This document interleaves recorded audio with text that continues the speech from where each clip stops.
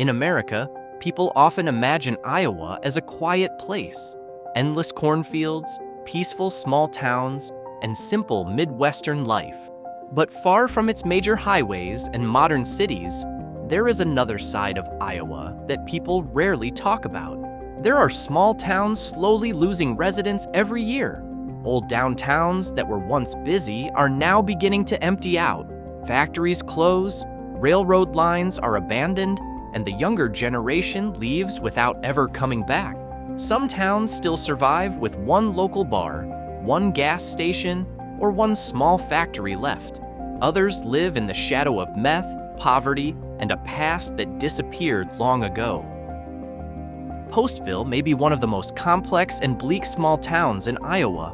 In 2008, Postville became the site of one of the largest immigration raids in United States history, when federal agents stormed the kosher meatpacking plant in town. Hundreds of workers were arrested in a single day, and since then, Postville's reputation changed drastically. What makes the atmosphere feel heavy is the mix of poverty, limited job opportunities, and the isolation of rural Iowa. The median household income in Postville is only around $49,000 per year, far below the American national average, while its poverty rate is 24%. Ironically, the town is also very unique. In a town this small, Latino, Hasidic Jewish, Somali, and local Midwestern communities once lived side by side, something very unusual for rural Iowa. Oelwein is often seen as one of the roughest small towns in Iowa. In the past, it grew as an important railroad town in the northeastern part of the state. Today, many parts of Oelwein feel like a mini Rust Belt city lost in the middle of Iowa's fields. Its population keeps declining, and many young people choose to leave for Cedar Rapids or Waterloo in search of better job opportunities. What truly hurts Oelwein's reputation is its connection to meth and small-scale crime. On Iowa community forums, Oelwein almost always comes up when people talk about small towns with serious drug problems. Its crime rate is fairly high for a town of only around 5,700 residents, especially for property crime and drug-related arrests. Keokuk feels like a town left behind at the edge of time.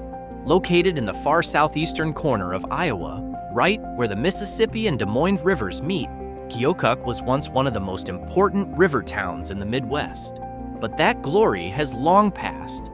Today, Keokuk is known more for economic decline, cheap old houses, and an empty-feeling downtown than for its historic reputation. With a population that has been declining for decades, Keokuk also faces a high poverty rate and a median household income far below the national average. Its crime rate is fairly high for a small Iowa town, especially in the property crime category.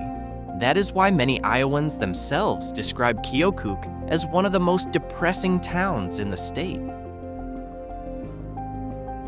Clinton is a classic example of a Midwestern industrial town slowly losing its pulse. Located along the Mississippi River near the Illinois border, Clinton was once one of the largest lumber industry centers in America. But when the lumber industry collapsed and manufacturing began to weaken, Clinton lost its direction as well. Many jobs disappeared, the population slowly declined, and the city's downtown began feeling emptier from decade to decade. Clinton also has a poor reputation in Iowa, discussions about meth and small-scale crime.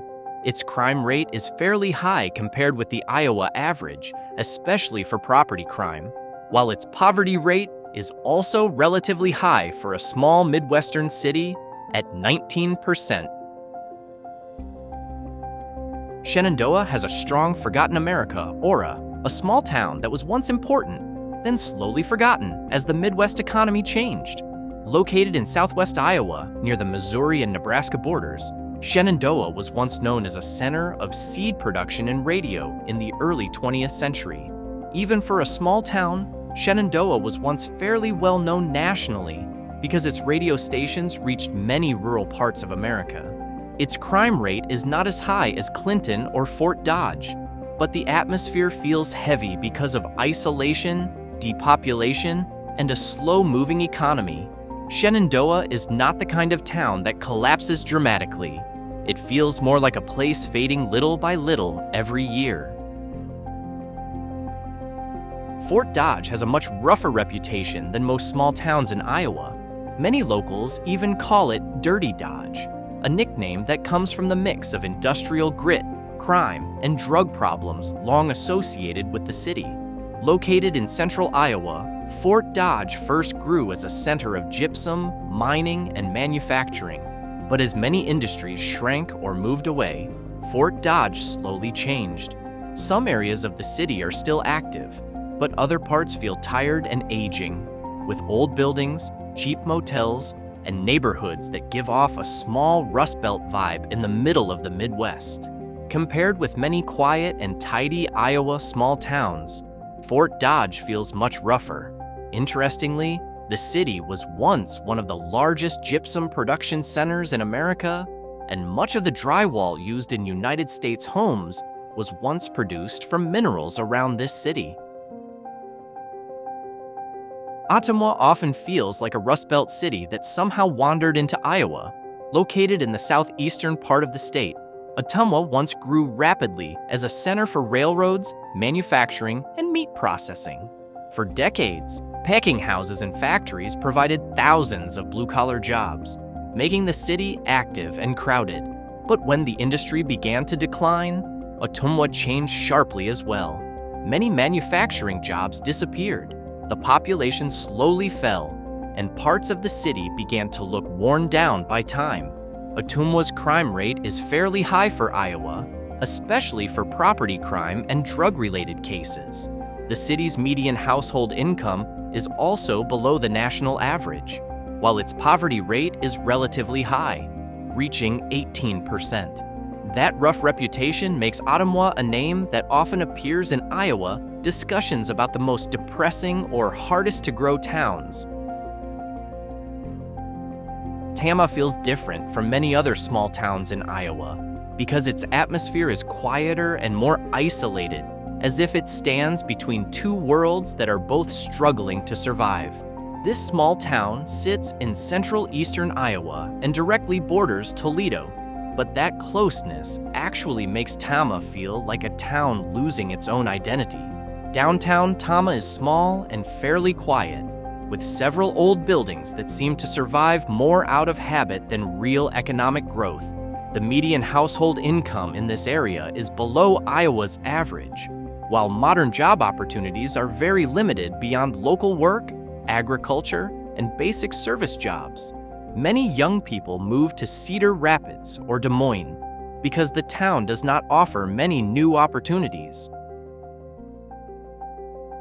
Chariton is the kind of town that feels like it stopped moving several decades ago.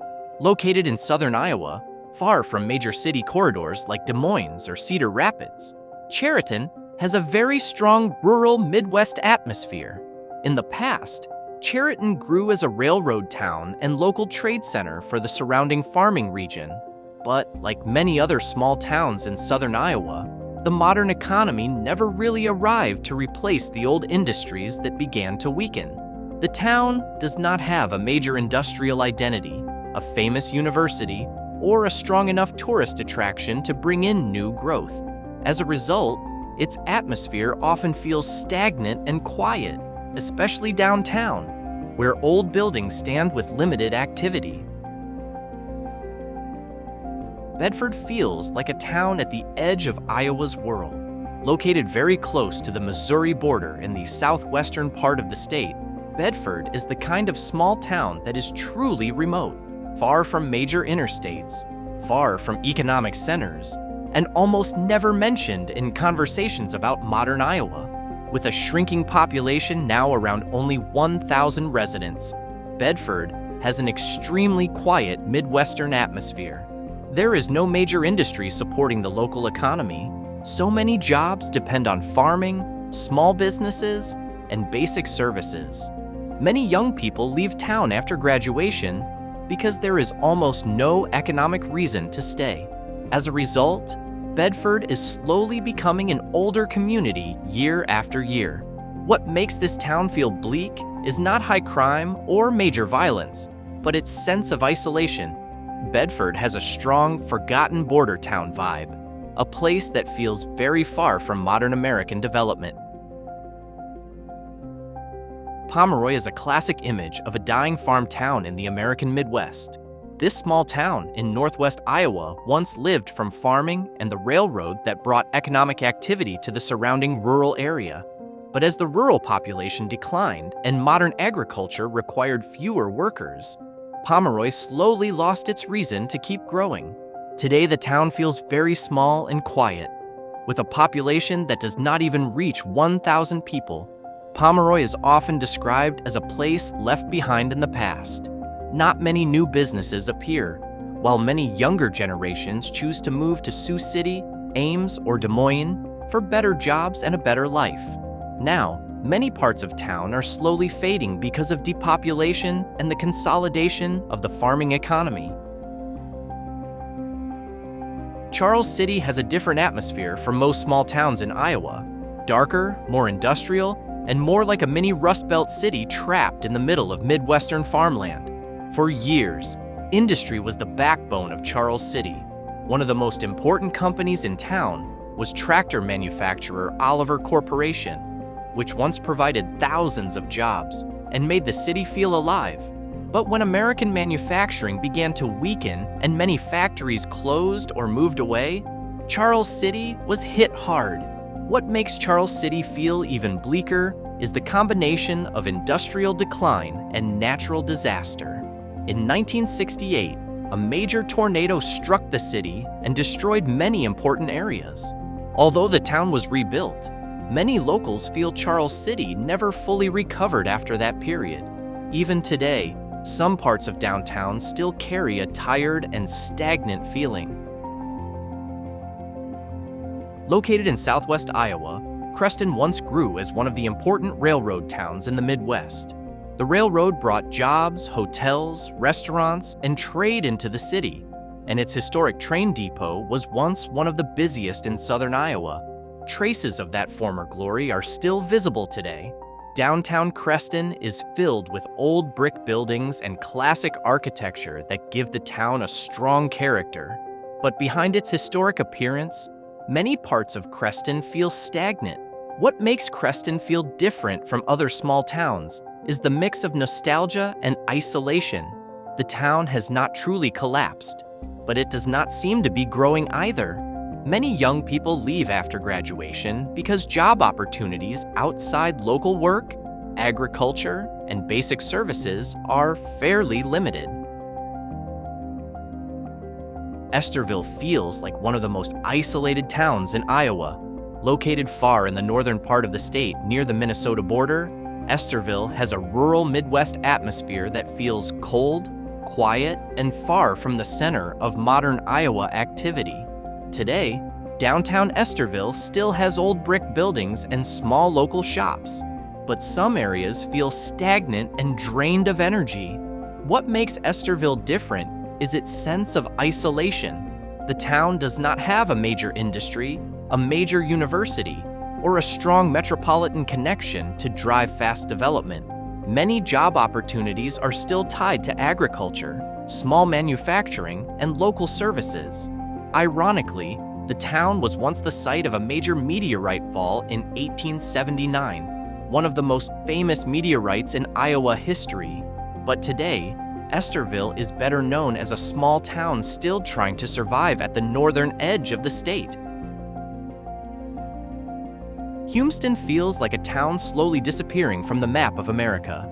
Located in southern Iowa near the Missouri border, Humeston was once a small but active farming community with a railroad line, local shops, and a simple downtown serving the surrounding rural area. What you feel immediately in Humeston is the silence. Its main street is small and quiet, with several old buildings that seem to survive more because of nostalgia than real economic activity. Empty houses and aging properties give the town a very strong, fading town aura. Job opportunities here are very limited, and mostly depend on farming, small businesses, or commuting to larger nearby towns.